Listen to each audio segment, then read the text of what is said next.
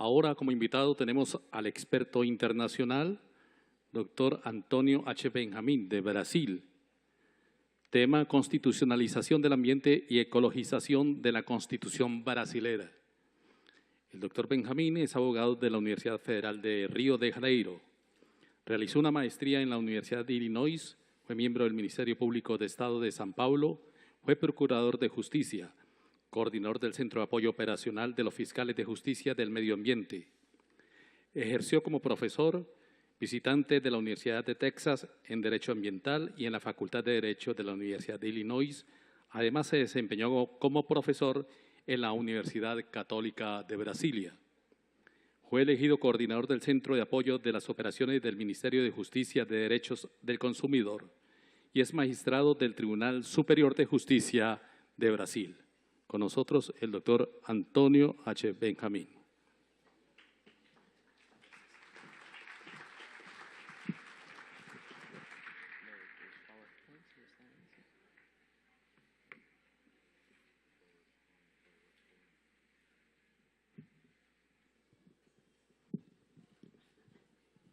Buenas tardes a todos. Yo quería inicialmente agradecer la invitación de la Corte Constitucional de Colombia y especialmente de su presidente y empezar con dos pedidos de disculpa. Primero, que yo imaginaba que iría a hablar para un grupo pequeño de magistrados y por eso mi ponencia es extremadamente técnica y en consecuencia lo voy a cambiar un poco para exactamente atender, imagino, las expectativas de los estudiantes. Son tantos que están en este salón absolutamente lleno. Y el segundo pedido de disculpas es que yo estoy aquí sin dormir, porque salí de Brasilia a las 6 de la noche y somos países vecinos y mientras países vecinos viajó toda la noche para llegar en Bogotá. Sería muy más fácil salir de Brasilia hasta Leticia, Bogotá y no necesitaría São Paulo y después esperar tantas horas tanto en São Paulo cuanto en Bogotá. Por eso, si algo ocurre aquí, pido a los médicos tradicionales, especialmente el de Santa Marta, que está ahí, para me ayudar y quizás que yo me recupere en condiciones de regresar sano a Brasil. Bueno, mi tema original era exactamente un análisis comparada entre el modelo de Brasil y el modelo de Colombia. Pero yo me cambié de panel porque no tenía condiciones de llegar aquí ayer y por eso que reorganicé mi ponencia precisamente para el tema de las tareas pendientes. Todas mis slides están en portugués, pero aquí es un esfuerzo de hermanos latinoamericanos que hablamos una lengua. Decimos que el español es un portugués mal hablado y ustedes dicen que el portugués es un español malísimamente mal hablado. Entonces, un esfuerzo, yo voy aquí a hablar en español, pero los slides están en portugués. Y evidentemente, cuando hablamos de tareas pendientes, yo no puedo me concentrar en la situación de Colombia y tampoco solamente en la situación de Brasil, pero mirar un poco la situación de nuestra región, de América Latina. Y para tanto, si está algo pendiente, nosotros tenemos que primero comprender a dónde llegamos, o si quisieren, cómo llegamos. Y un poco de la historia de nuestra evolución en el marco de la protección constitucional del ambiente. Aquí un otro problema es llegar en un congreso, en el último panel, sin saber lo que hablaron los otros. Y ciertamente aquí lo voy a repetir cosas que yo imagino que son interesantes y ya 2 o 3 ponentes analizaron en profundidad anteriormente. Quería también analizar muy rápidamente las técnicas de constitucionalización de la protección del ambiente. Porque si no tenemos claro estas técnicas, nosotros no tenemos condiciones de hacer un juicio sobre las tareas pendientes. O si hacemos este juicio sobre las tareas pendientes, vamos a hacer un juicio general y no un juicio más organizado y temático y por tanto más útil a la práctica, sobre todo la práctica judicial. Y siendo juez yo y un congreso organizado por jueces, evidentemente no puedo dejar de fuera que sea 1 o 2 fallos comparativos entre Brasil y Colombia. Y aquí mucho más para demostrar que nosotros estamos hablando tanto en la Constitución, en el lenguaje de la Constitución, como en el lenguaje de las Cortes, un vocabulario muy parecido. Y finalmente, las tareas pendientes, y yo voy a resumir estas tareas a una única tarea, pero dejo para el final. Empecemos muy rápidamente para nos situarmos Brasil y Colombia. Yo acostumo separar, organizar esta evolución de la protección constitucional del ambiente en 3 momentos. En historia, ustedes todos saben que es peligroso se organizar la historia en momentos, porque estos momentos no ocurren de una manera muy clara, mecánica. Hay sobreposición, hay confusión, pero es siempre en el plan didáctico interesante organizar que sea de una forma imperfecta esta evolución histórica de un instituto, en este caso de la constitucionalización del ambiente. Y yo costumo separar en 3 momentos, digamos, periodos más largos de esta evolución que no es tan larga de protección constitucional del ambiente. La primera fase, que yo denomino la fase de los pioneros, que son básicamente Grecia en 75, Portugal en 76 y España en 78, estos 3 países van a utilizar el modelo de la Declaración de Estocolmo. Y si colocamos los 3 textos constitucionales y la Declaración de Estocolmo lado a lado, vamos a ver que incluso el vocabulario es el mismo. No es solamente la semántica, no es solamente los valores que están allá, pero también el propio vocabulario exactamente es repetido de la Declaración, está repetido en estas 3 constituciones. Después, una segunda fase que yo denomino fase de los consolidadores. No sé si existe en español. Sí. Bueno, aquí ya estamos un poco lejos de Estocolmo. Ya hay una serie de críticas, incluso ecológicas, al discurso de Estocolmo. Por ejemplo, la idea de equilibrio ecológico, porque sabemos la naturaleza nunca está en equilibrio, pero menos en un equilibrio que sea estático, es un equilibrio dinámico. Y ahí viene un otro grupo de constituciones, entre estas está la Constitución de Brasil de 88. Evidentemente, si es de 88, no habla de desarrollo sostenible. Si es de 88, no habla de principio precautorio. Pero hay en esta Constitución y otras de la misma fase un vocabulario ya diferente y de transición para esta tercera fase que podríamos llamar del desarrollo sostenible. Y ahí ya sobre la influencia de la Rio, en portugués es ECO 92, pero de la Cumbre de la Tierra de 92 en Río de Janeiro. Observen que la Constitución de Colombia es de 91 y la cumbre ha sido en 92.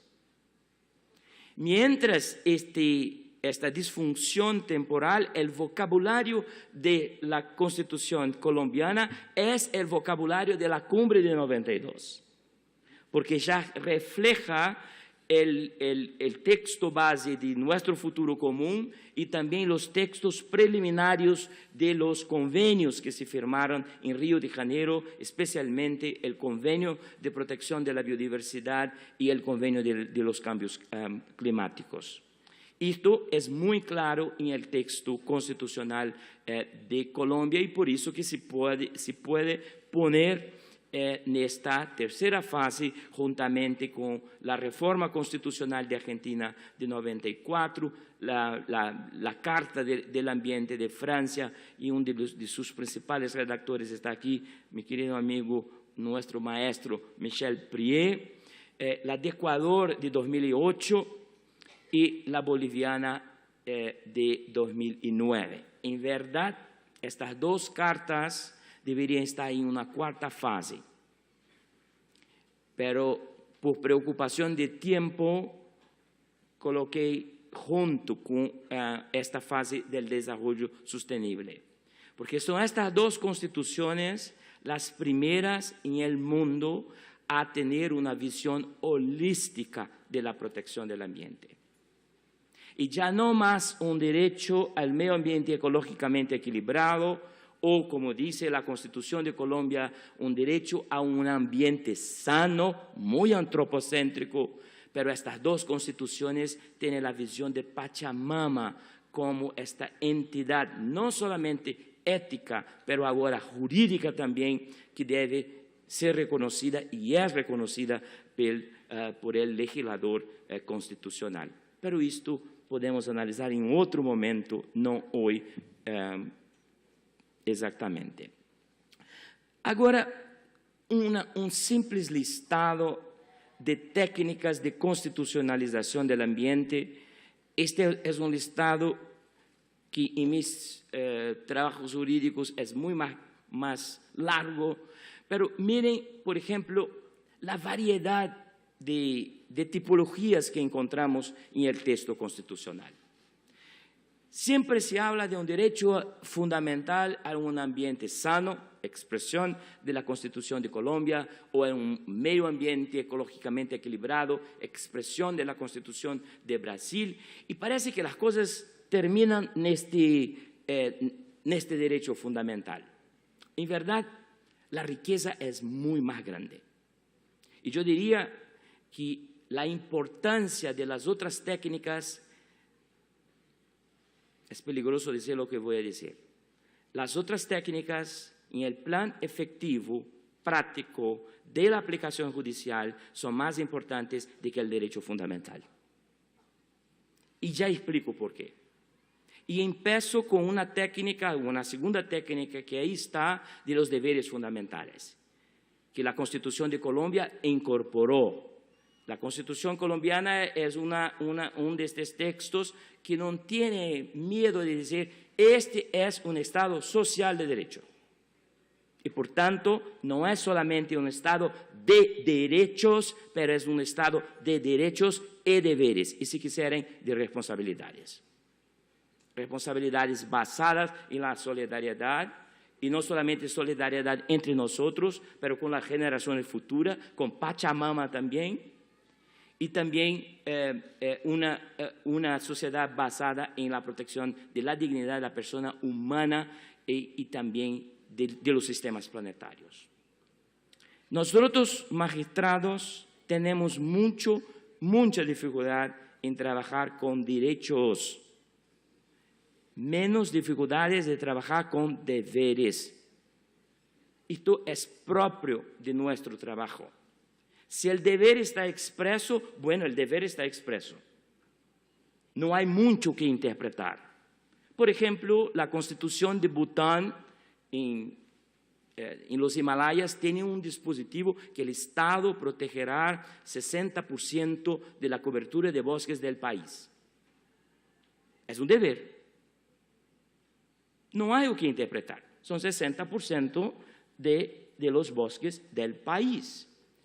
Y esto para nosotros, magistrados, no es que sea simple, pero es menos difícil que articular en la práctica derechos, incluso fundamentales, que están previstos de una forma vaga, teórica, en abstracto. Otra técnica que es utilizada por la Constitución de Colombia y por la Constitución de Brasil es de la división de competencias, tanto competencias legislativas para aprobar leyes, como para competencias de implementación, y especialmente en países federados, como es el caso de México, de Brasil, de Argentina. Principios. Y aquí sí, el vocabulario es muy importante. Y la tarea del juez a veces es identificar principios que no están directamente dichos en el texto constitucional. Ejemplo, todas las constituciones de la primera y de la segunda fase no hablan del principio precautorio, pero hablan del principio de prevención. Y ahí la tarea del juez es, del sistema constitucional, buscar el principio precautorio. Y claro que también con base en los tratados internacionales, convenios celebrados por el país. El reglamento de propiedad, y aquí este es el tema que yo voy a analizar, dos fallos, un de Brasil y un otro de Colombia, de la Corte Constitucional, al final de mi ponencia. Pocos países, y yo digo pocos porque conozco solamente 4, que tienen la función ecológica de la propiedad. El primero fue Brasil, el segundo fue Colombia, y Colombia lo dijo mucho mejor. Vamos a ver enseguida. Esta es la constitucionalización más importante en todo el texto. Porque no vamos a nos iludir. En la Facultad de Derecho decimos a los alumnos, nuestro sistema constitucional está basado en derechos. No, esto sí, es el sueño. Nuestro sistema constitucional está basado en la propiedad privada. Y si no atacamos en el sentido positivo esta ecuación, este paradigma de propiedad privada del constitucionalismo tradicional, podemos asegurar todos los derechos constitucionales fundamentales que nos vengan a la cabeza y que nos vamos a avanzar mucho. Porque al final lo que el juez lo va a decir, bueno, aquí sí hay un derecho fundamental, pero tenemos que compensar por expropiación indirecta el propietario que tuvo su capacidad de explotación integral del ambiente limitada o impedida enteramente. Varias de las constituciones tienen instrumentos de derecho ambiental, como estudio de evaluación de impacto ambiental, áreas protegidas, esto directamente en el texto constitucional. Otras son muy vagas, tiene solamente, como de Noruega y otros tantos países, solamente una especie de declaración de políticas públicas. Esto tiene reflejo en la aplicación judicial, porque el juez muchas veces no puede aplicar directamente el texto constitucional que está tan vago con esas declaraciones y objetivos de protección del ambiente. Hay constituciones como de Brasil, España y me parece que Colombia también, que hablan del daño ambiental. En el caso de Brasil, diciendo exactamente que el daño debe ser reparado y también punido simultáneamente en el plan penal en el plan administrativo, por tanto, afastando la prohibición de bis in idem en la sanción del daño ambiental.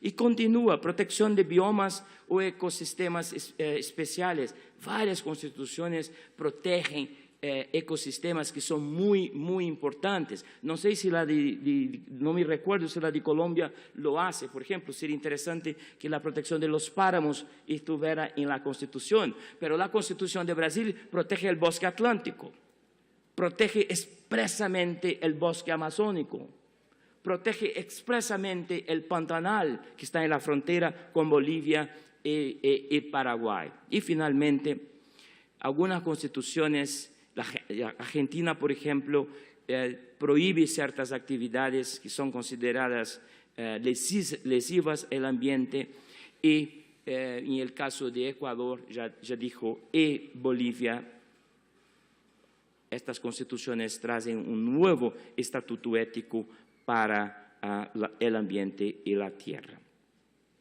Bueno, ahora el caso de Colombia. Yo quería apenas, en una perspectiva de derecho comparado, aquí pasar un minuto con este artículo 79, que todos aquí conocen.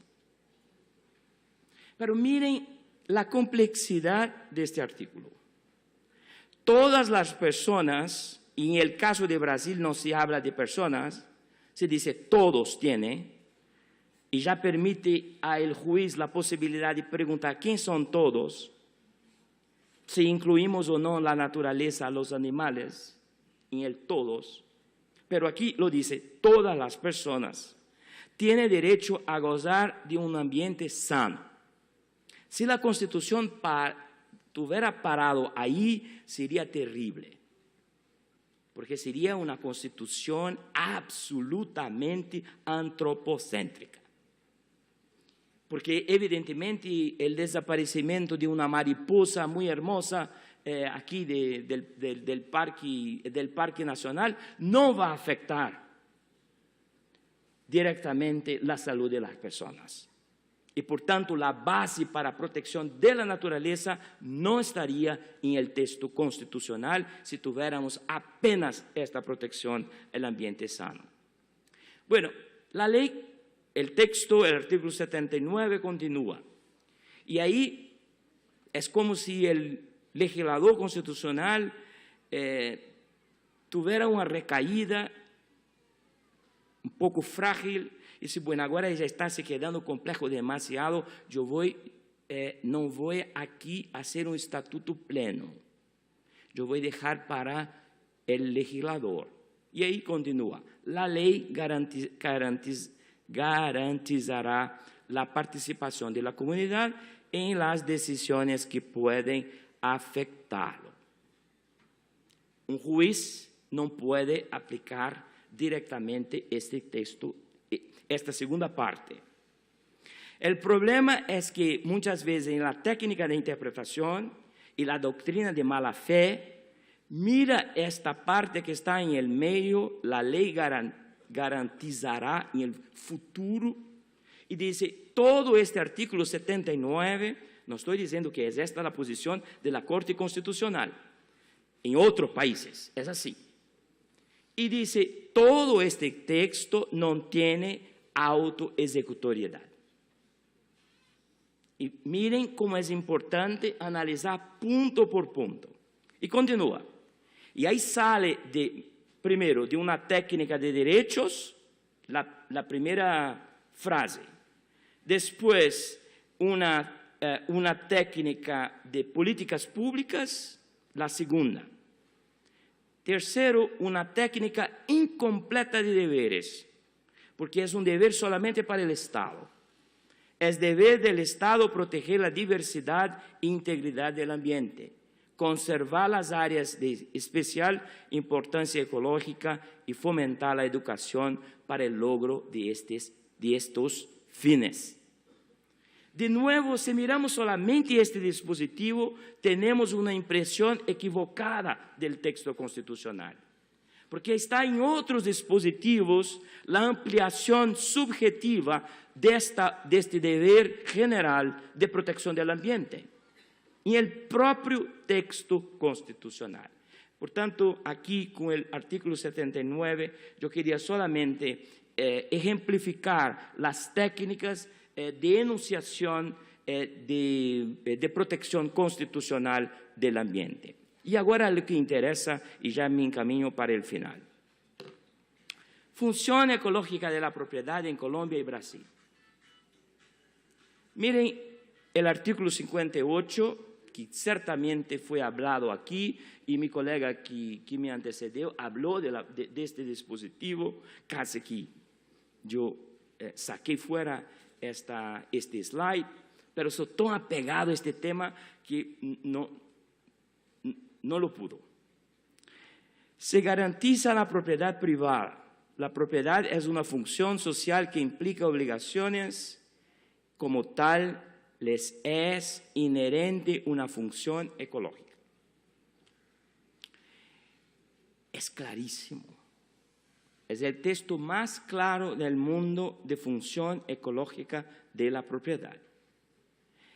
Y que yo imagino que se inspiró en el artículo 186 de la Constitución de Brasil, que dice, la función, y la técnica es imperfecta, la función social es cumplida cuando la propiedad rural, ¿y por qué es imperfecta? Porque aquí cuida solamente de la propiedad rural, atiende a los siguientes requisitos. 2, la utilización adecuada de los recursos naturales disponibles y preservación del medio ambiente. Miren que no habla directamente de una función ecológica de la propiedad, pero es exactamente esto que ahí está. Y ahora, un fallo de la Corte es la sentencia C-126 de 98, y yo voy a comparar con un fallo de Brasil. Y para que juntos podamos percibir que en verdad estamos hablando la misma lengua. La Corte Constitucional de Colombia, y hay otros fallos, yo seleccioné solamente afirmó, en la época actual se ha producido una ecologización de la propiedad privada, pero no solamente de la privada, la pública también, lo cual tiene notables consecuencias, ya que el propietario individual no solo debe respetar los derechos de los miembros de la sociedad de la cual hace parte, función social de la propiedad, sino que incluso sus facultades se ven limitadas por los derechos de quienes aún no han nacido, esto es, de las generaciones futuras, conforme a la función ecológica de la propiedad y a la idea de desarrollo sostenible. Por ello, el ordenamiento puede imponer incluso mayores restricciones a la apropiación de los recursos naturales o a las facultades de los propietarios de los mismos, con lo cual la noción misma de propiedad privada sufre importantes cambios. Lo que es muy interesante en este fragmento de la sentencia C-121 es, primero, la vinculación entre la función ecológica de la propiedad y desarrollo sostenible. Esto en un país como Estados Unidos, en que la propiedad privada está santificada en la Constitución y que la Constitución no tiene una palabra de mitigación de los posibles abusos de la propiedad privada, sería casi que una aberración. Segundo lugar, es importante aquí notar tal vez una deficiencia temporal de esta sentencia. Porque en 98 ya era una revolución, y en muchos países, incluso hoy, esto sería una revolución. Vincular la función ecológica de la propiedad no solamente con las generaciones presentes, pero con las generaciones futuras. pero fallos, decisiones de la Corte Constitucional más recientes, y el fallo que más me encanta, que es de la Lorita Rebeca. Busquen, por favor. Rebeca era una lorita que vivía durante 5 años con un dueño una dueña que no escogió. Y la Corte utiliza la función ecológica de la propiedad para tratar, no de la tierra, pero para tratar de y proteger los animales. Entonces, miren la propia evolución dentro de la Corte Constitucional de Colombia, y yo espero que no esté aquí diciendo una tontería, pero como soy extranjero, me doy el derecho de decir tonterías en la interpretación de la interpretación que la Corte Constitucional hizo de la Constitución. Ahora, el fallo de Brasil. Y esto de países que no se hablan. Miren la técnica, es igual. En los regímenes jurídicos contemporáneos, los inmuebles, y aquí ya una ampliación, rurales o urbanos, transportan finalidades múltiples, privadas y públicas, incluso ecológicas, lo que hace con que su utilidad económica no se esgote en un único uso, en el mejor uso y mucho menos en el más lucrativo uso.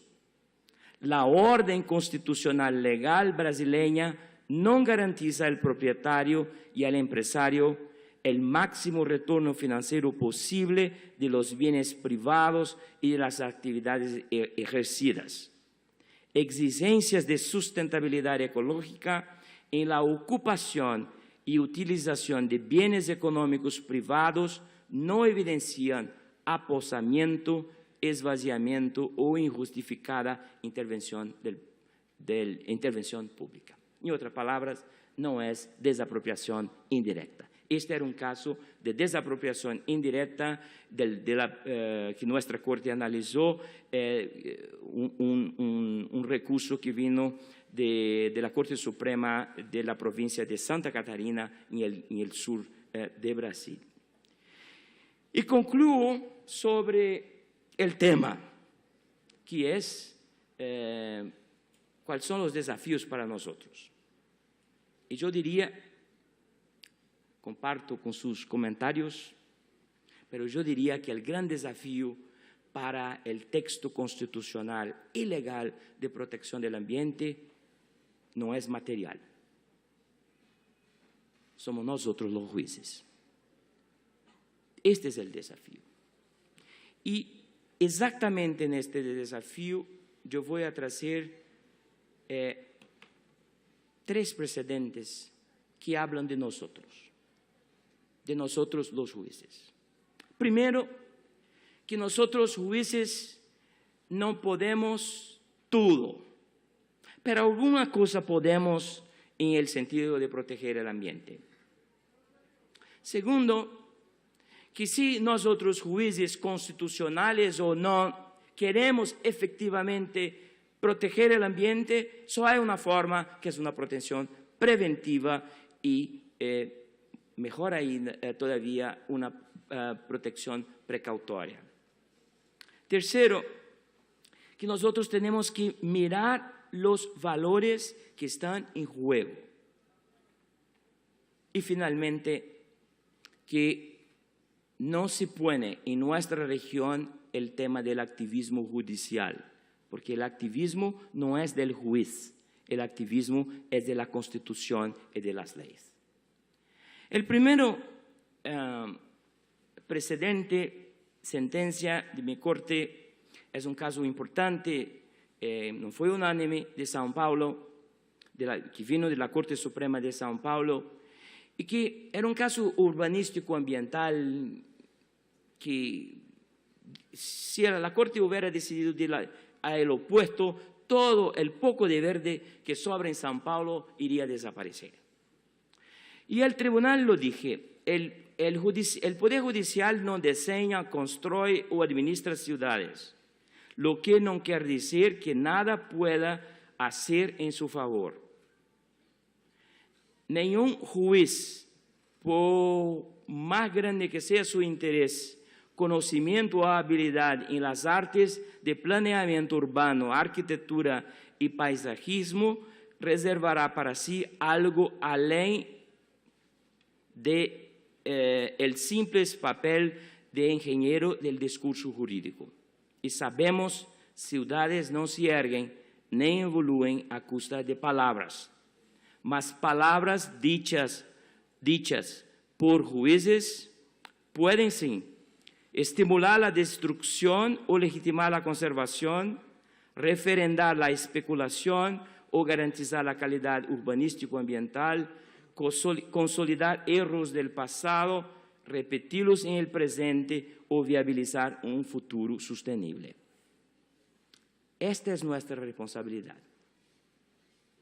Es simplemente con la palabra, con la aplicación de la Constitución y de las leyes, ayudar a proteger y dejar para las generaciones futuras un planeta robusto. El otro es un caso de patrimonio mundial de la UNESCO histórico, pero que se aplica también en el contexto ambiental.